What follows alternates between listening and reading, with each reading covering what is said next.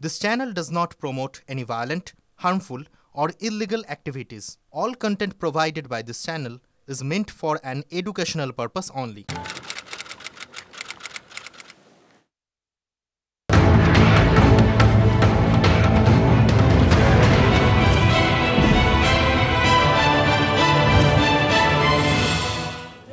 নমস্কার, দেখছেন টিভি9 বাংলা। এখন বিকেলের বিতর্কের সময় আপনাদের প্রত্যেককে স্বাগত জানাই। আপনাদের সঙ্গে আমি রাজা। আচ্ছা, ধরুন একটা গুরুতর দুর্নীতির অভিযোগ কোনো নেতার বিরুদ্ধে, কিন্তু তিনি 1.5 বছর বা 1 বছর বা 16 মাস বা 2 বছর পর জামিন পেয়ে গেলেন।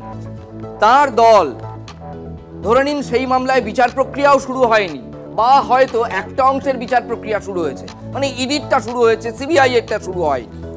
তার দল তাকে কোন চোখে দেখবে? আবার বলছি, এগুলো কোনোটাই খুব লঘু মামলা নয়, অত্যন্ত গুরুত্বপূর্ণ দুর্নীতির মামলা। এটা নিয়েই আজকে আমাদের ইস্যু। তার কারণ আমরা দেখছি শাসক দল তৃণমূলে যখনই কেউ জামিন পান, কেন্দ্রীয় এজেন্সি যদি গ্রেফতার করে নিয়ে গিয়ে থাকে এবং তারপর একটা সার্টেন টাইম পর যখন জামিন হচ্ছে, দল হয় সরবে কিংবা নীরবে তাকে বরণ করে নিচ্ছে। শুধুমাত্র এখনো দেখতে বাকি রয়েছে পার্থ চট্টোপাধ্যায়ের ব্যাপারটা, তার কারণ তার জামিনই হয়। এই ইস্যুটা আমরা বেঁচেছি একটাই কারণে, তার কারণ জ্যোতিপ্রিয় মল্লিক, প্রাক্তন খাদ্যমন্ত্রী, প্রাক্তন বনমন্ত্রী, তিনি দুদিন জামিন পাওয়ার পর বিধানসভায় গেলেন, স্পিকারের ঘরে গেলেন, অ্যাজ ইফ সবকিছু খুব নর্মাল। এই জন্যই আমরা এই ইস্যু আজকে বেঁচেছি। প্রথমেই দেখুন ইস্যু পার্ট।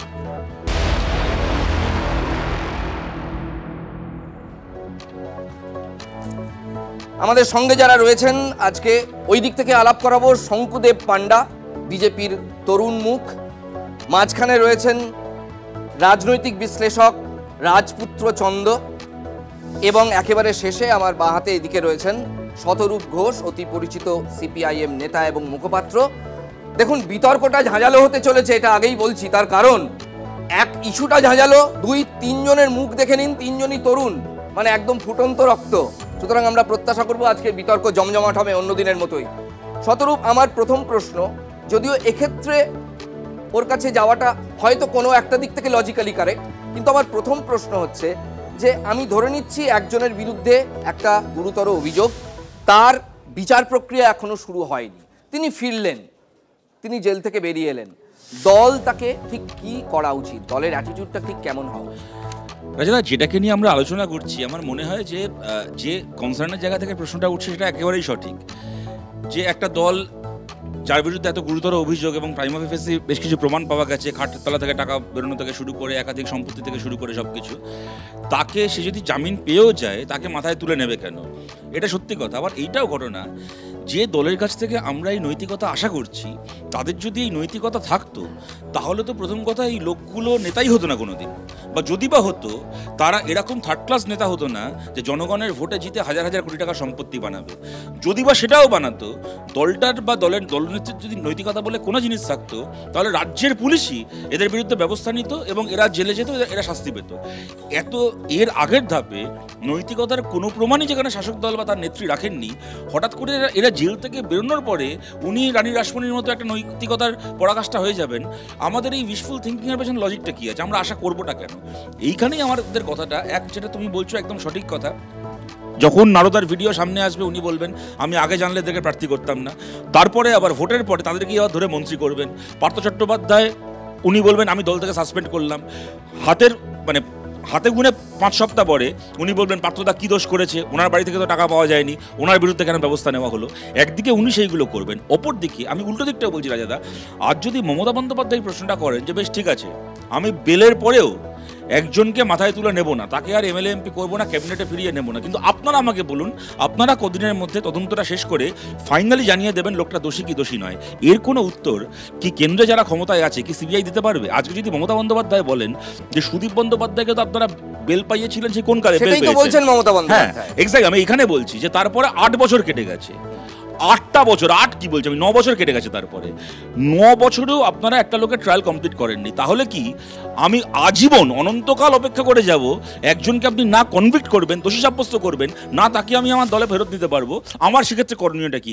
এরও কোনো উত্তর কি সিবিআই দিতে পারবে? কিন্তু যদিও যুক্তি পেশ করছেন শতরূপ ঘোষ, কিন্তু এই যুক্তি কিয়দংশে তৃণমূলের ফেভারেই যাচ্ছে। প্রথমত এখানে যাদেরকে নিয়ে বলা হচ্ছে তাদের বিরুদ্ধে কোন আজকে কোর্ট তাদেরকে বেল দেওয়ার উপযুক্ত মনে করেছে বলে বেল দিয়েছে, তাহলে কোর্ট মনে করছে এনারা বাইরে ঘোরার জন্য ফিট, এলাকার লোক তাদেরকে গ্রহণ করে নিচ্ছে। কোর্ট আবার কিছু রেস্ট্রিকশনও দিচ্ছে। একটা মানুষ যখন বাইরে আসছে, একটা মানুষ যখন সে বেলে বাইরে আসছে, তার তো কিছু ফান্ডামেন্টাল রাইটস আছে, মৌলিক অধিকার আছে, তার রাজনীতি করাটাও তার মৌলিক অধিকারের মধ্যে একটা।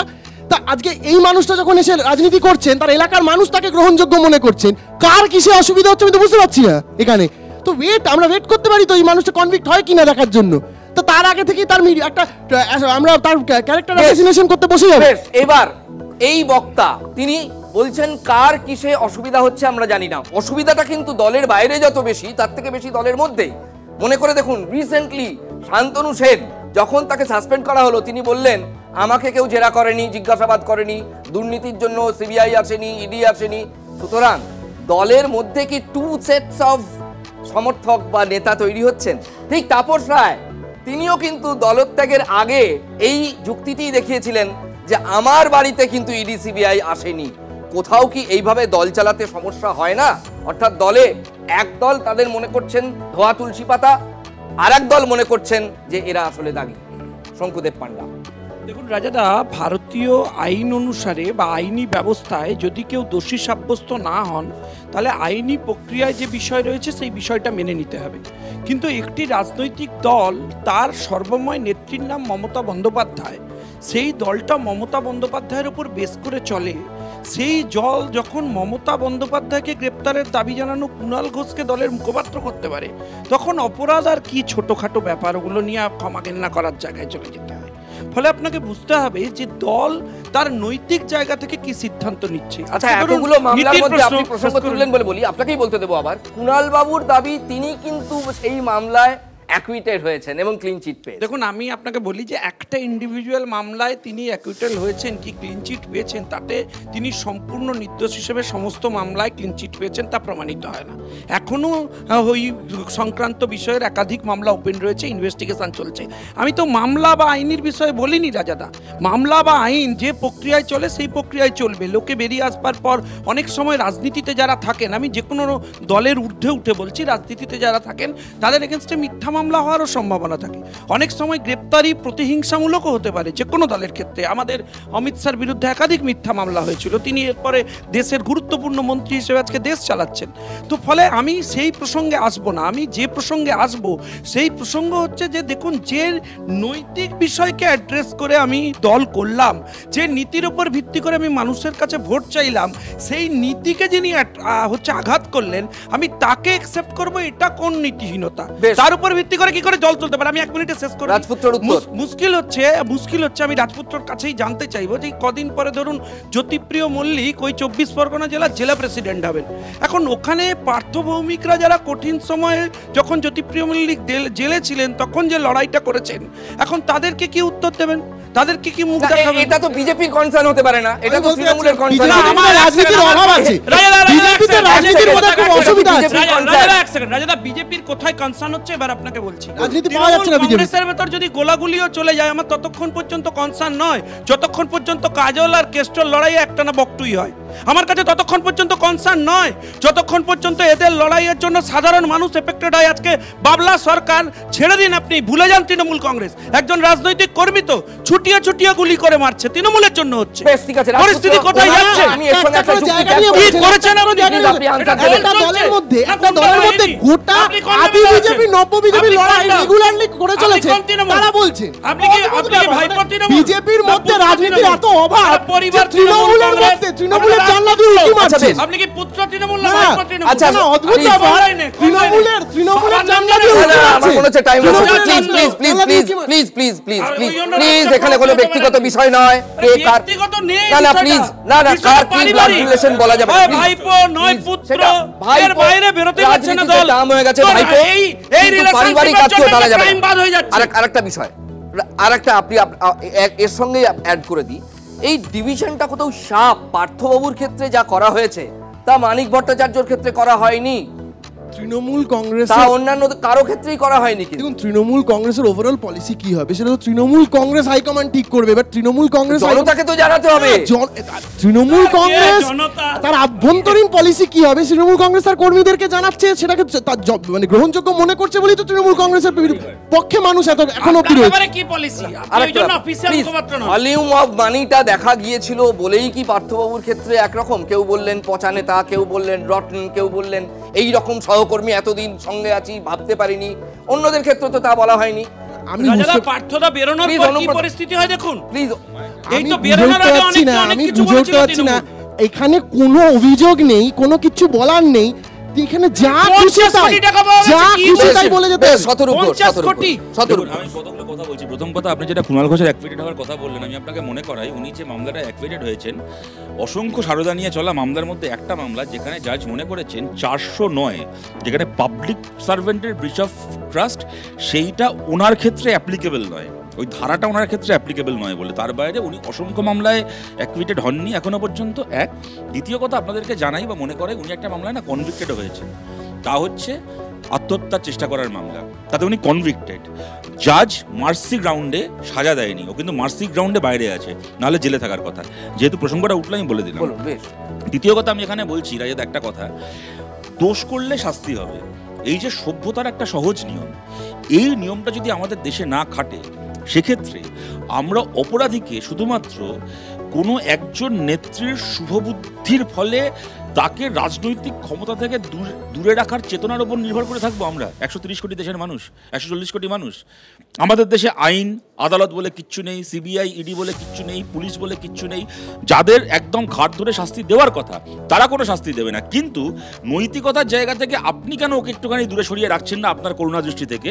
এর ওপর তাকিয়ে যদি আমাদেরকে থাকতে হয় তাহলে আমি জিজ্ঞেস করছি আমাদের এই মুহূর্তে ভালো অবস্থায় আছি আমরা না খারাপ অবস্থায়? এবং আমার শেষ কথা এখানে, রাজপুত্র যে কথাটা বললো, কথাটা আমার কানে লাগলেও কথাটা ওর জায়গা থেকে খুব একটা ভুল বলেনি বলে আমার মনে হয়। এটা ঘটনা দুর্ভাগ্যজনক হলেও সত্যি। সুদীপ বন্দ্যোপাধ্যায়দের মতো কি একাধিক এরকম নাম বলা যায় জেল খেটে, কি ববি হাকিমের মতো জেল খেটে আসার পরেও, চুরির কেসে জেল খেটে আসার পরেও তারা কিন্তু ভোটে দাঁড়িয়েছে এবং যে কোনো কারণেই হোক, যে কোনোভাবেই হোক না কেন জিতেছে। এইখানেই সাধারণ মানুষের কাছে আমাদের আবেদন, আদালত কাকে শাস্তি দিচ্ছে কি না দিচ্ছে, ইডি সিবিআই তদন্ত শেষ করছে কি না করছে, তার থেকে বড় প্রশ্ন হচ্ছে জনগণ যদি এদেরকে শাস্তি না দেয় তাহলে বারবার এরা এটাকে নিজেদের চুরি করা লাইসেন্স হিসেবে দেখবে। এবং তার আমি অনেকক্ষণ ওদের কথা শুনেছি, আমি ইন্টারাপ্ট করিনি, আমি খালি একটা কথা বলছি। এর সাম্প্রতিকতম এবং নিষ্ঠুরতম উদাহরণ আমরা দেখলাম আরজি করের ঘটনায়। এই ঘটনাটা ঘটার পরে তৃণমূলের লোকেরা মুখ লুকিয়ে বেড়াচ্ছিল, মুখ দেখাচ্ছিল না কোথাও। সেইখানে যখন সন্দীপ ঘোষ থেকে শুরু করে এক এক করে মমতা বন্দ্যোপাধ্যায়ের ঘরের লোকেরা ছাড়া পেয়ে গেল, তারপর থেকে ওরা খালি মুখ তুলল, খালি তাই নয়, পাল্টা যারা ধর্ষণের প্রতিবাদ করেছিল তাদের ওপর দাঁত মুখ বার করে আঁচড়ে উঠলো। লগ্নজিতা কোনো অনুষ্ঠান করতে পারবে না, অমুক কোনো সিনেমা করতে পারবে না, আশফাকুল্লাহ নাইয়ার বাড়িতে পুলিশ পাঠিয়ে রেড করাচ্ছে। মানে যারা যারা ধর্ষণের প্রতিবাদ করেছিল তাদের উপর গোটা রাষ্ট্র ঝাঁপিয়ে পড়লো। এইটাই কি চলবে বারবার?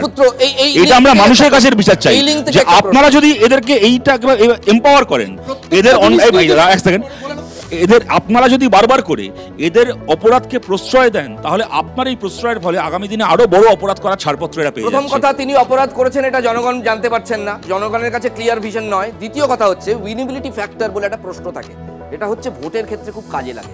মদন মিত্র একবার হেরেছেন, পরের বারে কিন্তু তিনি জিতেছেন। ফলে মদন কি এটা প্রমাণ করতে পেরেছেন যে তার গায়ে দুর্নীতি যতই ছাপ থাক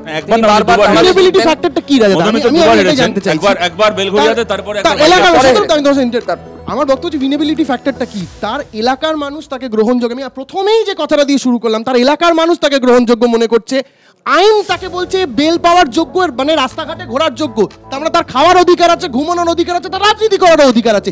কার এখানে কি বলার আছে, অফিসিয়াল বক্তব্যটা কিন্তু বুঝে উঠতে পারছি না। নিজেদের দলে রাজনীতির অভাব, মানুষের জনসমর্থনের অভাব বলি কি তৃণমূলের ঘরের মধ্যে আবার উকি মারতে হচ্ছে লোকের? আমি এটা জানতে চাইছি, ওভারঅল জানতে চাইছি।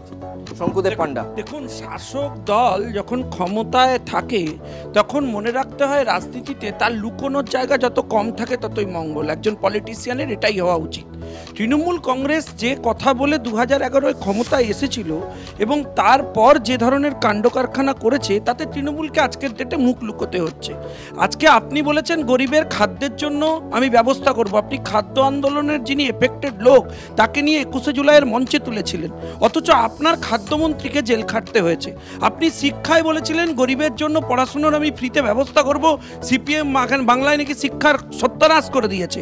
তো আপনার শিক্ষামন্ত্রী আজকে চাকরি দেওয়ার নাম করে জেলে বসে রয়েছেন। তো ফলে আপনি নীতির জায়গা থেকে যে সরছেন সেটা অনেক বেশি ইম্পর্টেন্ট।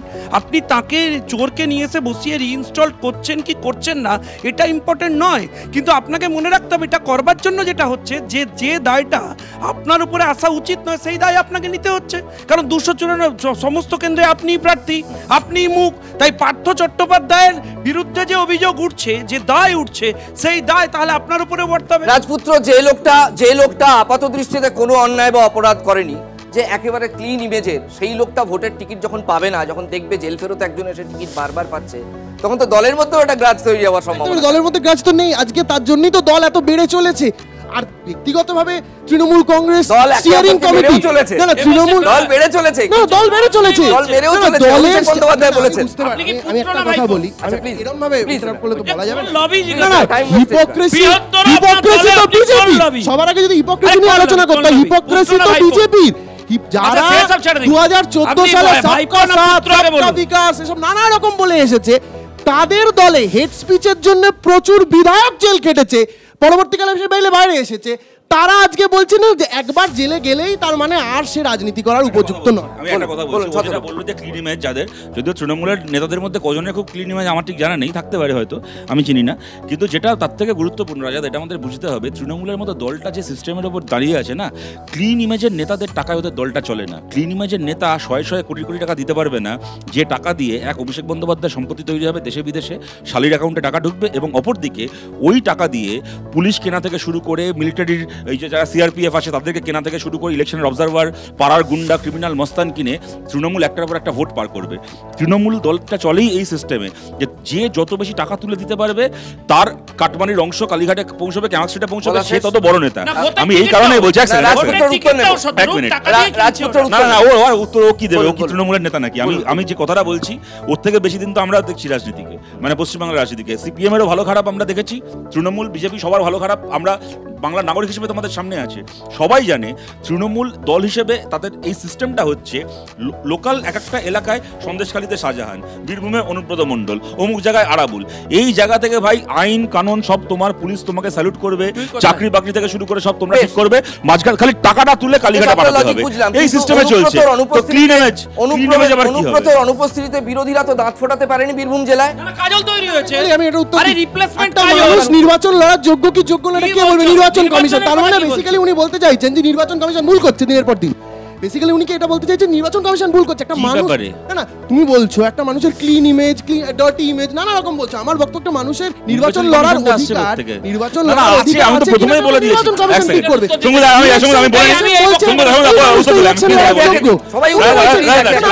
এথিক্যাল গ্রাউন্ডে কি সবকিছু না? ভাই এক কথা বারবার বলে যাচ্ছে, আমি পড়েছি তোমার কথাটা, আমি প্রথমেই বলেছি যে আমি এটাকে সমর্থন করি কি না করি, তৃণমূলের এইটা বলার এই মুহূর্তে একটা লিগাল জায়গা রয়েছে। আমি প্রথমেই বলেছি, তুমি যদি না বুঝতে পারো আমার কথা আমি কি করতে পারি। তুমি যে কথাটা বললে অনুব্রত হেরে যাওয়ার পরও কেন আমরা দাঁত ফোটাতে পারিনি, আমরা দাঁত ফোটাতে পারিনি তার প্রথম কারণ আমাদের ব্যর্থতা, এ নিয়ে কোনো সন্দেহ নেই। দ্বিতীয় কথা হচ্ছে এইখানেই বক্তব্য, এখানে ব্যক্তি অনুব্রত মণ্ডল ইম্পর্টেন্ট নয়, অনুব্রত না হলে কাজল শেখ না হলে অন্য কেউ একজন। প্রশ্নটা হচ্ছে তৃণমূলের এই যে সিস্টেম, প্রতিটা এলাকায় একটা লোকাল মাফিয়া তৈরি হয়ে যাবে। শাহজাহান না হলে ওই ওদের ওই উত্তম মণ্ডল না হলে আর একজন কেউ। তৃণমূলের এই যে সিস্টেম, সুতরাং এই কারণে আমরা বারবার করে বলি ভালো তৃণমূল খারাপ তৃণমূল বলে কিছু হয় না, তৃণমূল মানে চোর তৃণমূল, ওদেরকে হারাতে হবে। এবার শঙ্কুর কাছে এটা একটা হার্ড প্রশ্ন। দেখুন 2013-14 থেকে এই দুর্নীতির পর্ব, মানে ধরা পাকারা এগুলো শুরু হয়েছিল। এই রিসেন্ট একদম হলো খাদ্যমন্ত্রী গেলেন, প্রাক্তন খাদ্যমন্ত্রী। প্রশ্নটা হচ্ছে ট্রায়ালগুলো শুরু করার ক্ষেত্রে যে ভূমিকা থাকা উচিত ছিল সেন্ট্রাল এজেন্সি, তারা কি সেটা পালন করেছে? শুধুমাত্র শিক্ষায় প্রাথমিকে নিয়োগ দুর্নীতিতে ইডি ট্রায়ালটা শুরু হয়েছে। বিষয় হচ্ছে যাদেরকে ধরা হচ্ছে তাদের লেভেল এতটাই বড় যে তারা প্রত্যেকটা লিগ্যাল টেকনিক্যাল টিটবিটস নিয়েই হায়ার কোর্টে যাচ্ছে, যে কারণেই সময়টা লাগছে। আপনি কি ভাবেন যে এরা এত টাকা মানুষের চুরি করেছে, এরা চুপ করে বসে থাকবে? ট্রায়াল শুরু করার আমি আপনাকে বলছি, একটা বেল পিটিশনের উপরে 4 বার ফাইলিং হয়েছে সুপ্রিম কোর্টে। আপনাকে বুঝতে হবে, আপনি যেই দিন এই মানিক বাবুদের চার্জ গঠন হওয়ার ছিল সেদিন হঠাৎ করে দেখলেন কাকু অসুস্থ হয়ে গেল, কাকু আবার ঠিক হয়ে গেল, বিকালবেলা পুলিশ নিয়ে গিয়ে অন্য কেসে। ধরুন আপনি অনুব্রতর কেসে যে প্রিন্সিপালি হচ্ছে যার স্টেটমেন্ট নেওয়া হবে তাকে অন্য একটা কেসে অ্যারেস্ট করে দিল। কয়লার কেসে বিনয় মিশ্রর ভাইকে নিয়ে চলে গেল। না নারদে আপনারা টু সেটস অফ, আমি আপনারা বলছি যেহেতু সেন্ট্রাল গভর্নমেন্ট আপনাদের, 2 সেটস অফ অভিযুক্ত তৈরি হলো। এক হচ্ছে যারা রাজ্যের মন্ত্রী বিধায়ক, কয়েকজন তারা জেলে গেলেন 21-এর ভোটে জিতে ওঠার পরেই, মনে আছে তো। কিন্তু যারা সাংসদ, তৃণমূলেরই যারা সাংসদ, তারা ছাড় পেয়ে গেলেন, এথিক্স কমিটি বসলোই না। এটা বিষয় হচ্ছে যে এটা তো এথিক্স কমিটি, আপনি জানেন আইন আছে, এথিক্স কমিটি কি ডিসিশন নেবে সেটা তো ইন্টারফেয়ার করতে পারবে না লিগ্যাল। তারা যদি কালকে সিদ্ধান্ত নেয় সেই মতো ব্যবস্থা হবে। এতে আমরা কি বলতে পারি? আমাদের আর 2 মিনিট সময় আছে, আমার 20 সেকেন্ডও লাগবে না। আমি দুটো কথা বলছি। প্রথম কথা হচ্ছে যারা ধরা পড়েছে তারা এত পাওয়ারফুল, তাই তারা আইনের মারপ্যাচ জানছে, অ্যাপিল করছে ইত্যাদি। আমি খালি মনে করি আমাদের দেশে লালু প্রসাদ বা জয়ললিতার মতো মুখ্যমন্ত্রীরাও কনভিক্টেড হয়েছে, নিশ্চয়ই অনুব্রত মণ্ডল 2জন মুখ্যমন্ত্রীর থেকে বেশি পাওয়ারফুল হতে পারে না। অতএব চাইলে কিন্তু কনভিক্ট করা যায়। এক, দ্বিতীয় কথা রাজাদা, আমি তোমার একটু সংশোধন করে দিচ্ছি, নারদায় যারা অ্যাকিউজ ছিল তাদের মধ্যে 2টো দল ছিল না, 3টে দল ছিল। এক, যারা বিধায়ক বা রাজ্যের মধ্যে পড়ছে, এক যারা এমপি, দ্বিতীয় দল, তৃতীয় একটা দল ছিল যাদেরকে আমরা নারদার ভিডিওয়ে দেখেছি এবং তারা এখন বিজেপিতে আছে এবং টিভিতে বিজেপির মুখপত্র হয়ে আছে। সুতরাং ওই দলটা বাদ দিয়ে বলো না। রিপ্লাই করতে যাই, ওটাও আমাকে ইন্ডিকেট না এ বাবা বালাই স্যার, এফআইআর আমার নাম না আমি তোমার কথা বলছি, আমি মানলিনি, নিতে হলে সেদিন নিয়ে নিতে পারতাম, আমি তোমার কথা নিইনি, অন্যান্যরা নিয়েছে। ঠাকুরগড়ে গিয়ে আমি তো গলা খাইনি, আমি তোমার কথা বলেছি। ঘুমটার তলায় লুকানোর কোনো অভ্যাস নেই। আমি যা করি তুমি এরকম করছো কেন? কিন্তু তৃণমূল কংগ্রেসের যে ষড়যন্ত্র করে নারদাদা করেছিল সিপিএম এর সাথে হাত মিলিয়ে সে এখন দল ছেড়ে দিতে। এবার একটু রাজপুত্র বলুন। আমার মতো যেভাবে সেন্ট্রাল গভর্নমেন্ট একটু রাজপুত্র বলুন। কালো শালমুড়ি গেছিলে, ফর্মালি ফেস করলাম, কালো শালমুড়ি লুকালাম না। আপনি আপনারটা আমি বলুন। শুধু বলছি, আমি শুধু বলছি ওনাদের দল যেভাবে ইডি সিবিআই কে পলিটিসাইজ করেছে এবং বিভিন্ন লোককে এখান থেকে জেলে ঢুকিয়েছে, পরবর্তীকালে কোর্ট বেল দিয়েছে। আমার বক্তব্য হচ্ছে ওয়েস্ট বেঙ্গল গভর্নমেন্ট যদি এটাকে পলিটিসাইজ করতে তাহলে এত বঙ্গ বিজেপির নেতারা এত কথা বলতে পারতেন? এটাই আমার প্রশ্ন থেকে। এই বিতর্ক এটা কোনো নতুন বিষয়, তরজার বিষয় নয়। যদি আপনাদের মনে প্রশ্ন জাগে তাহলে আজ এই বিতর্ক কেন? এই বিতর্ক এই কারণেই, তার কারণ একটা সেট অফ নেতা তৈরি হয়েছেন, অন্তত ডজন খানেক, যারা বহাল তবিয়তে জেল থেকে বেরিয়ে এসে অত্যন্ত গুরুতর অভিযোগ সত্ত্বেও তারা কেউ হয় স্বপদে বহাল থাকছেন তৃণমূলে, অথবা ভবিষ্যৎ রাজনীতিতে আরো কিছুটা পথ একেবারে দলের মধ্যে নিষ্কণ্টকভাবে হাঁটার স্বপ্ন দেখছেন। দল সেই সুযোগটা করেও দিচ্ছে, একটা দুটো ব্যতিক্রম। তাই আজকের এই ডিবেট ছিল আমাদের। দেখতে থাকুন টিভি 9 বাংলা।